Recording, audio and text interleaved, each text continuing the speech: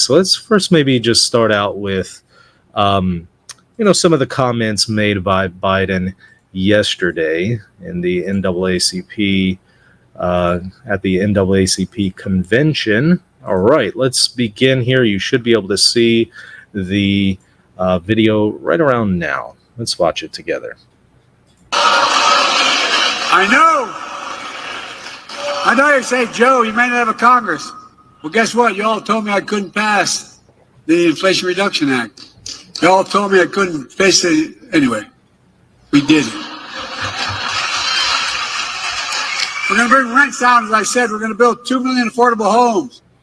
And cap rent increases of 5% a year so corporate landlords can't. God. Anyway, I don't want to get going. I'm going to get very upset. But there's gouging America.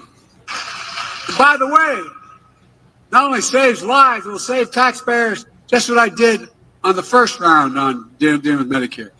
It saves the taxpayer $160 billion because they don't have to pay these exorbitant prices to these anyway. All right, look, I'm noticing a pattern here. Whenever it seems that Biden kind of loses his train of thought, he just says anyway and just stops and moves on to something else. But it's unfortunate because it's like he can't get through a sentence without some kind of blunder. He can't finish a thought. And so, again, if we're having these kinds of difficulties now, what is he going to be like for the next 4 years if he's elected? I mean, think about him 4 years ago. He was a lot better 4 years ago, and look at how his cognitive abilities have declined in the last 4 years. Can you imagine another 4 years of this? This is just an absolute joke. And I also have to say, I can't understand what he's saying. He's just not an effective communicator. And listen, I'm from Louisiana. We have a lot of people who, well, we're going to go there, get some barbecue, eat some chicken biscuits over there. And they talk really, in some ways that are kind of hard to understand. And I can understand them, but I can't understand Biden. I mean, so if I, who am kind of used to, picking up on what people are saying, even though they may speak in a very difficult way to understand, if I can, understand them, but I can't understand Biden, I just imagine that a lot of other people also probably can't make a whole lot out of what he is saying. And so part of being a president, among many other things, is being an effective communicator, and this is just not it. And so John L says, rare look at Michael's real voice.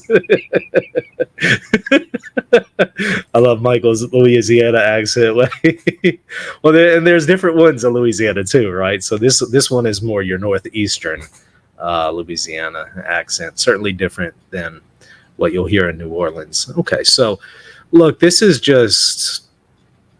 an epic meltdown at this point, and I don't think we can do another 4 years of this. Now, let's take a look at some of the other comments he also made here. Let's go to this one.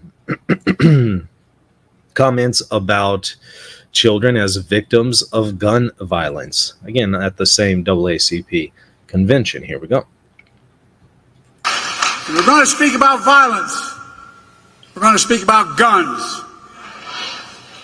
More children in America die of a gunshot wound than any other reason. That's stunning and that is sick. We're going to speak about violence. Watch it again. We're going to speak about guns. More children in America die of a gunshot wound than any other reason. That's stunning and that is sick. Why the shift in tone suddenly like that? But okay, more importantly, yeah, I mean, children dying as victims of gun violence is horrible.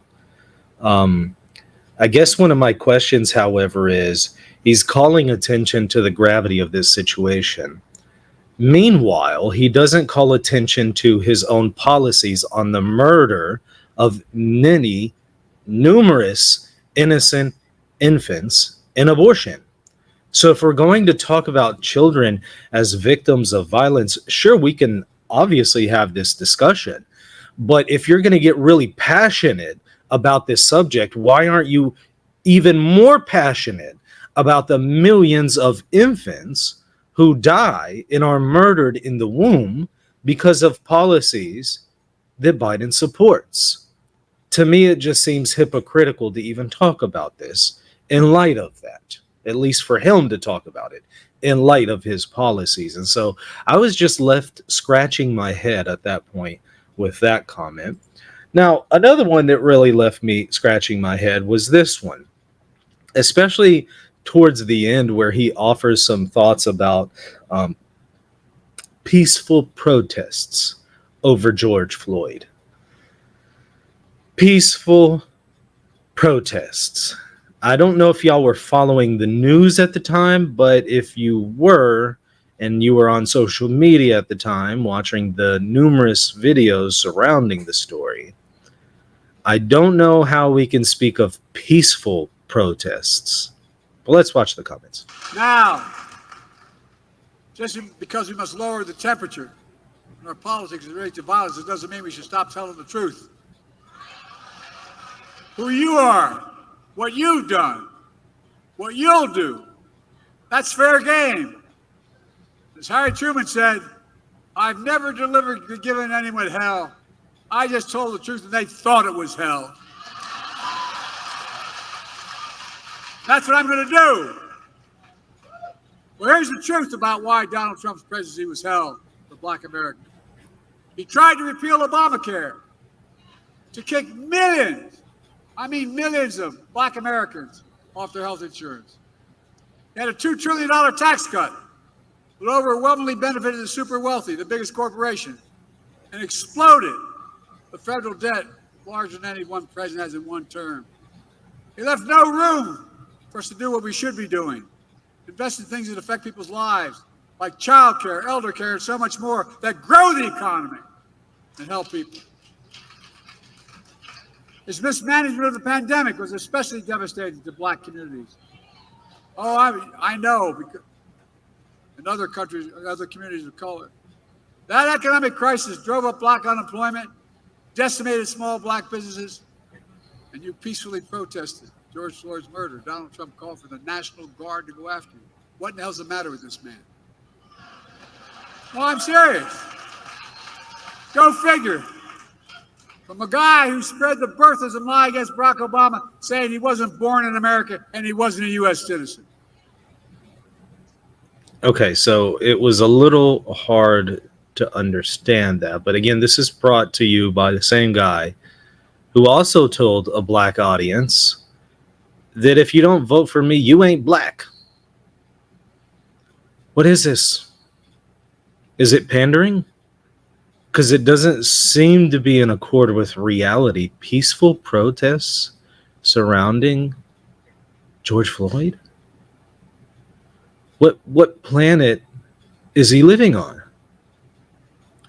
Maybe there was like a few peaceful protests that happened in the shadow of like a million others that weren't peaceful. What is going on here?